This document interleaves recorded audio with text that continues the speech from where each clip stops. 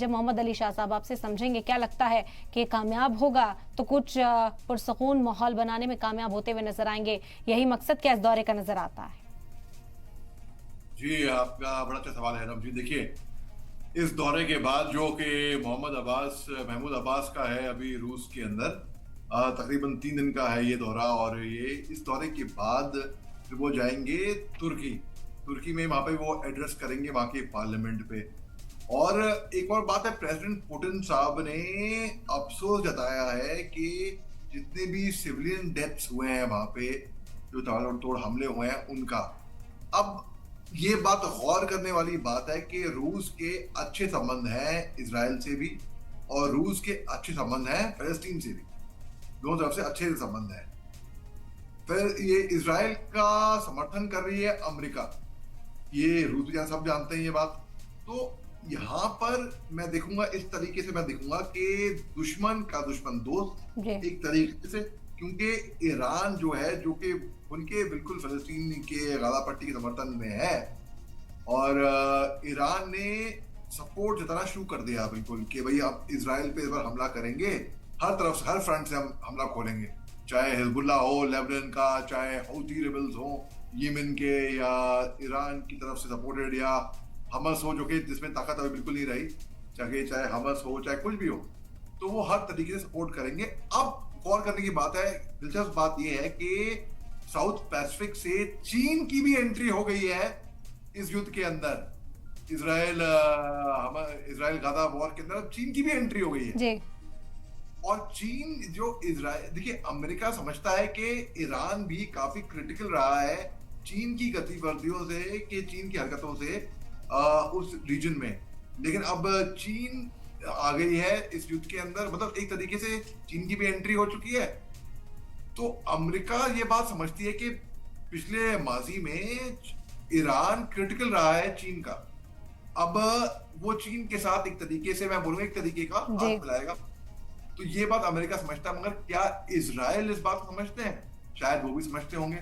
दूसरी बात, क्योंकि अब चीन की भी एंट्री हो गई है, अब यहाँ पे रूस, और रहा अभी की बात जो कि मोहम्मद अब्बास की जो दौरा हुआ है रूस का, तो इनको सपोर्ट मिलेगा रूस से।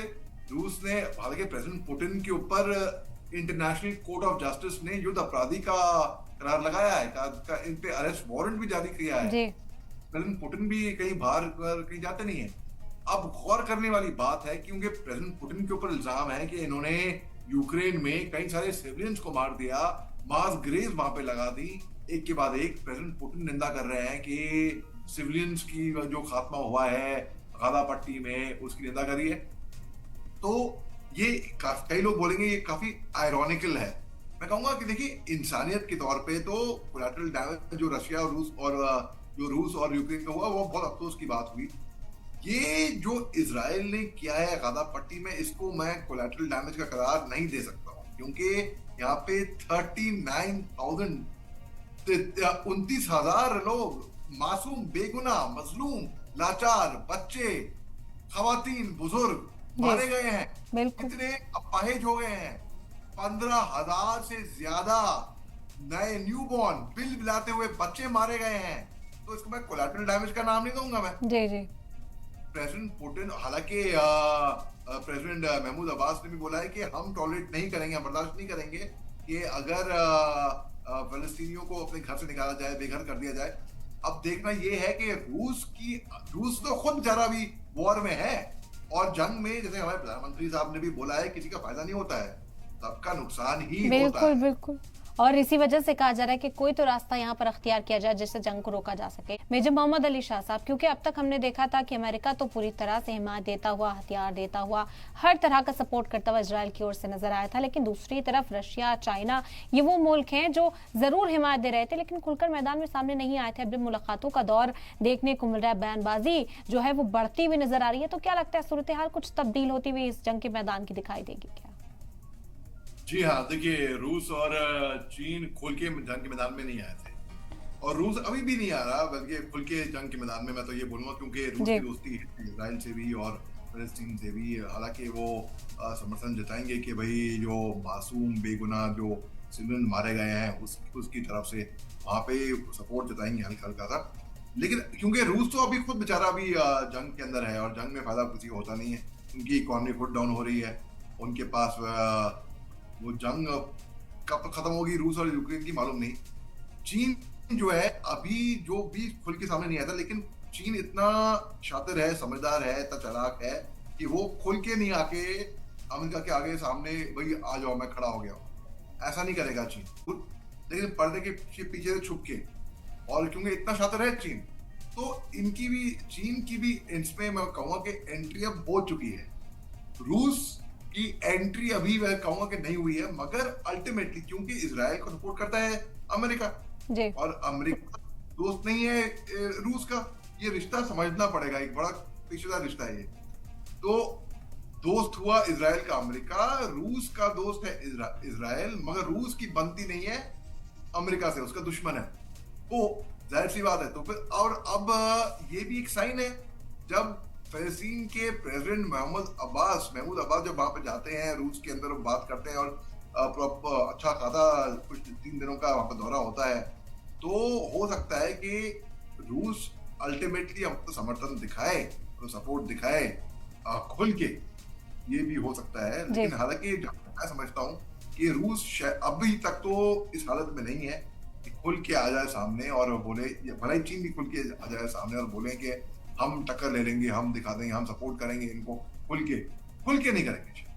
ठीक, मेजर मोहम्मद अली शाह साहब, क्योंकि रशिया के बाद अब जो है तुर्की का दौरा करने वाले हैं, तुर्की जब पहुंचेंगे, तुर्की ने भी मजबूती के साथ रुख रखा है, फिलिस्तीन की हिमायत की है, 2 स्टेट थ्योरी पर जब बात हुई तो भी अपना मौक़िफ़ सामने रखते हुए नजर आए। वो दौरा भी कितना अहम माना जा रहा है, क्योंकि महमूद अब्बास वहां खिताब करते हुए भी नजर आ सकते हैं।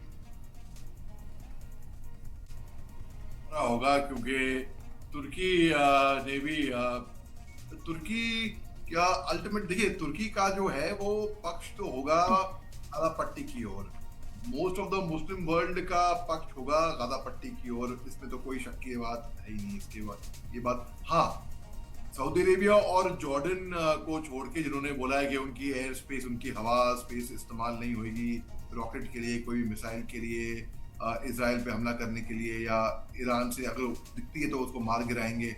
हो सकता है कई एनालिस्ट का ये भी दावा है कि वो अपना रुख मोड़ते हुए दिखेंगे, उस टाइम के बाद वो अपना स्टांस बदल लेंगे। लेकिन अगर वो नहीं तो फिर भी मैं कहूँगा कि सऊदी अरेबिया और जॉर्डन को छोड़ के, क्योंकि सऊदी अरेबिया अब तक गल्फ का सबसे प्रोमिनेंट देश है और ईरान चाह रहा है उसको सुपरसीड कर दे। ईरान चाह रहा है कि भाई वो भी अब हम बनेंगे नेता यहाँ के, हम बताएंगे, हम डिक्टेट करेंगे।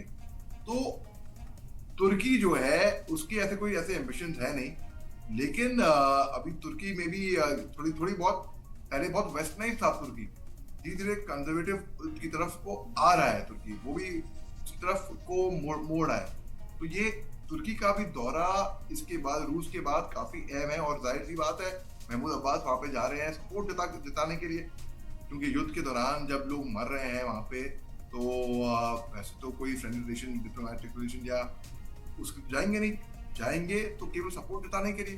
तो हो सकता है कि यहाँ पे तुर्की का भी सपोर्ट आ जाए। और जैसे कि एक एग्जांपल देता हूँ और यहाँ पे अपनी बात खत्म करूंगा।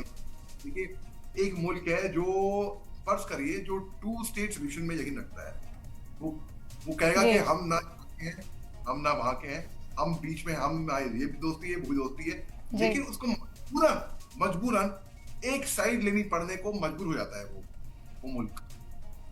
अब इसका मतलब ये नहीं कि वो उससे नाखुश है, उससे खुश है, उसको बस साइड लेनी है क्योंकि उसकी मजबूरियां हैं अंदर की।